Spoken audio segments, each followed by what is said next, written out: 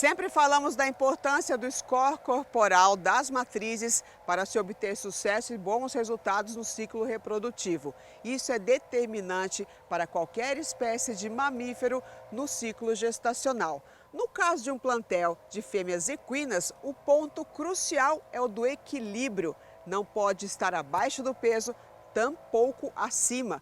Vamos saber qual o risco do sobrepeso para as éguas de cria. E vamos lá para Pelotas, no Rio Grande do Sul, conversar aqui com o professor Carlos Nogueira. Bem-vindo aqui ao programa Noticiário Tortuga. Muito obrigado, é uma satisfação conversar com vocês. A gente que agradece pela sua participação aqui conosco. E você, professor, como um especialista em equinos, hoje já como chamado a sua participação é para a gente falar um pouco aqui sobre como o produtor pode obter sucesso aí durante a cria nas suas fazendas. Primeiramente, professor, como que a gente pode manter aí uma dieta equilibrada dessas éguas para que elas tenham aí melhores resultados na reprodução? A questão da reprodução, a gente tem que ter em mente que ela inicia, então, com a égua vazia, né? Todo cuidado com a égua, então, que é organizada já no programa de reprodução, seja ela uma doadora, seja uma receptora, a gente tem que ter um cuidado fundamental com a boa dieta, né? Então, quando se fala em boa dieta, pode ser um termo extremamente vago, mas a gente está falando de uma dieta adequada, com os níveis de energia corretos, com a mineralização correta. Esses animais têm que receber sal mineral e um aporte proteico também dentro do equilíbrio. Ainda nessa fase, a gente está pensando num aporte proteico de manutenção. Na sequência, quando essa égua emprenha, aí sim a gente tem que ir refinando esses cuidados. E quando eu falo refinando, não significa que a gente não deve ter cuidados especiais com a égua, como eu falei anteriormente. Então, o cuidado ele é continuado, mas, obviamente, esse refinamento passa porque essa égua emprenha, então ela vai ter um concepto no ventre e vai se desenvolver, então, no seu ventre, um novo ser, né? Isso como qualquer outra gestante. E a égua sofre, da mesma forma que outras gestantes, a gente conhece isso em várias espécies, inclusive na humana, uma influência importantíssima, né, sobre o seu feto. Ou seja, a égua influencia o desenvolvimento do seu feto quanto a várias questões nas carências alimentares e nos excessos alimentares, inclusive nos estresses. Então, a gente precisa ter nessa gestante, desde a sua fase muito inicial, um cuidado com o manejo, o cuidado com a alimentação adequada, para que a gente tenha nesse desenvolvimento nenhum excesso e tampouco a carência. E falando aí em nutrição, alimentação, a gente sabe que hoje no rebanho de bovinos a gente tem ali o score corporal que avalia-se, né, as matrizes. No caso dos equinos, a gente também tem essa avaliação? A gente avalia por score corporal, né? E também avalia por peso.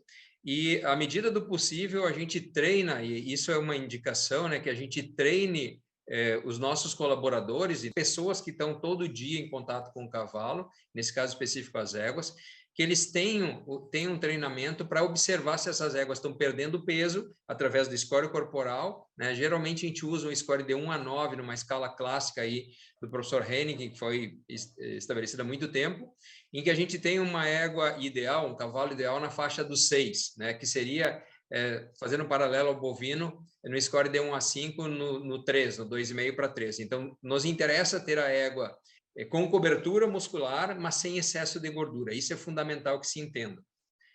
E se puder pesar junto com isso, perfeito. E essa pessoa que tem esse olho mais treinado, né, que a gente vai cada vez mais buscar para dentro das propriedades, é a pessoa que vai nos dar os indícios de, olha, essa égua está perdendo peso, essa égua está manca, essa égua está com alguma secreção, essa égua arrepiou o pelo, ou seja, precisamos ter um cuidado especial para essa égua.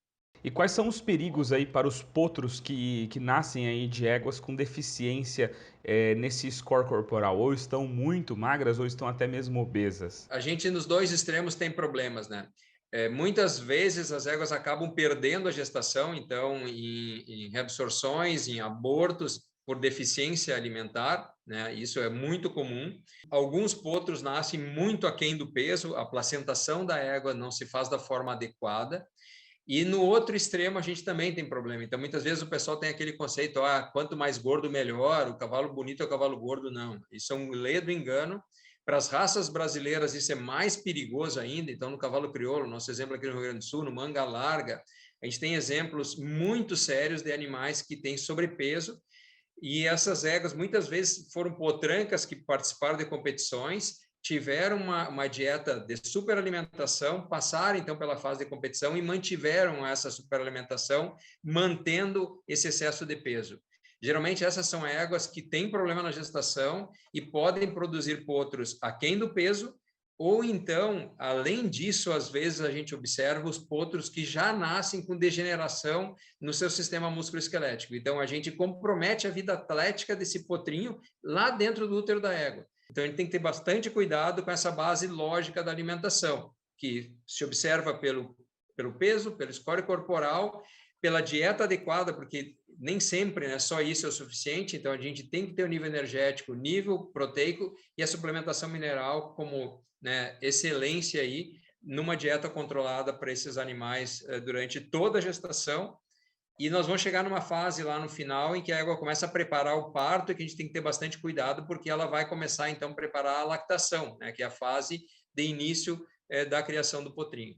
E para um produtor aí que trabalha com cria, qualquer perda aí que ele tenha é prejuízo no bolso, né? Exatamente. E essa é uma perda muitas vezes dolorosa, né? Porque a gente escolhe a melhor égua, seleciona o garanhão e tu tem um sonho, né, de ter um potro que vai ser provavelmente o representante da tua cabanha, da tua propriedade. Vai ter uma gestação aí de praticamente 11 meses. Muitas vezes a gente vai com o potrinho lá até os primeiros 6 meses, e quando o potrinho vai ser desmamado, ou às vezes pior, o potro já com quase 1 ano, tu detecta um problema que a origem foi lá durante a gestação. Imagina o prejuízo, além da decepção, né, para esse produtor. Então, a gente alerta para essas questões que são de base, né? A gente pensar na base do que a gente chama de boas práticas de manejo, passando por uma nutrição adequada. Professor Carlos, obrigado por todas essas orientações aqui no nosso programa de hoje. Eu agradeço. Forte abraço a todos, fiquem bem.